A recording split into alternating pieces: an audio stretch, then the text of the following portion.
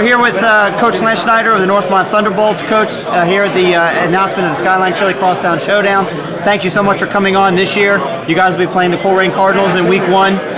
First and foremost, what was the reaction from the kids, from the team, when you announced it to them or told them that you'd worked out an agreement to come back to the Showdown, that you guys are going to be playing Coleraine in Week 1? The kids are always excited to play in the event. Anytime you say you're going to play Coleraine, that automatically kind of gets their juices flowing if they realize that you're up against a great program and you better do everything you can in the offseason to get ready for it. You might get embarrassed by them. So, we knew we were playing Princeton and Moeller in weeks 2 and 3 already. So, those kids just saw another great team added to the schedule, and now they got to react to it. Excellent. Talk a little bit about who are your key returnees for this year. From a Coleraine standpoint, we really don't get as much of a chance as we'd like, to visit the Centervilles and Northmonts and the Waynes and, the powerful programs in Dayton. Talk a little bit about who's coming back for Northmont, who we can look for. The strength of our team is probably going to be our defense. Our defensive line, we have Chavez Leith and Jeremy Campbell returning both at defensive tackle. Chavez is a senior and Jeremy's a junior. Both are 6 foot. Chavez is about 265 and Jeremy's about 245. Very strong. Our middle linebacker, Cale Bringer, is going to be a junior. Has already been offered by Cincinnati and Iowa coming into his junior year. Is a great middle linebacker. So, for what Coleraine does, at least we got some guys in there I think we might be able to hold our own against it. Josh McClain's one of our better players that returns, was a receiver for us last year and tight end.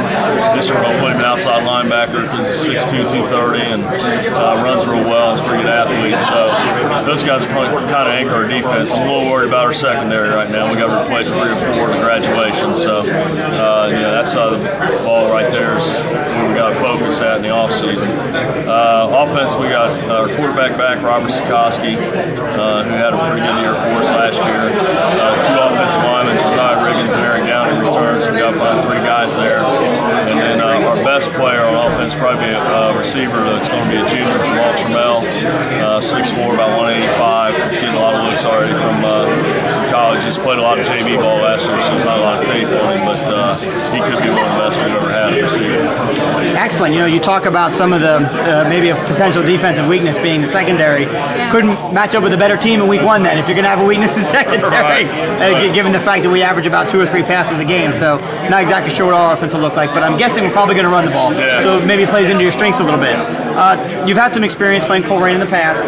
Talk a little bit about what you think are going to be the main deliverables and keys, both offensively and defensively, that you and your staff plan on delivering to your team in the weeks leading up to the game, because a lot of teams have tried more teams than not fail in trying to beat Coleraine and stop the rushing game. And then offensively, what are you going to do against traditionally a very stout defense? Well, defensively, we got to be very, very good up front and play sound disciplined football against the option game. Which, that's the only way you can do it. You just got to make sure you're taking your part of the option and not sticking your head where it doesn't belong. Because as soon as you do, somebody's taking off down the sideline and we're trying to catch them. And then offensively, the big thing is you know what they're going to do. It's just a matter of trying to block the guys and giving the quarterback some time to throw, which is probably what we're going to have to go back to. We've been a throwing team, kind of been running it here a little bit lately, but with our kind of green offensive line, we got to make sure that we're doing some things we're good at with the quarterback return that can throw it. That's probably what we're going to have to do. So we'll just have to protect the quarterback and hold on the ball, not make mistakes, and try to keep the ball away from them as much as we can. Do you have any returners on the offensive line at all? 2. Just 2? Yeah, center and tackle. So do you run more of a spread offense, or is it going to be a traditional I formation? We're kind of a multiple set team. We are a spread team, but we do a lot of different formations out of it. Kind of like along the lines of an Elder or St. X. We'll do some 2-back stuff, some 1-back stuff, some no-back stuff. So we kind of throw a whole bunch of different things at them. And just try to keep them guessing what we're doing. Final question. A lot of times here in the Cincinnati market, Coleraine at the Division I level is a unique animal because of the style of offense that we play and continue to play. You see something, I think, similar in the Dayton area in Centerville, which you play on every single year, and it's a big rivalry. I mean, the triumvirate, as we refer to it, as Centerville and Wayne and Northmont, clearly the 3 premier Division I teams in Dayton. How do you if you could compare and contrast the 2 programs, Coleraine and Centerville, because you've got a lot of experience playing both, maybe more so than any other coach in the area, how would you say they compare in similarities and how are they differ?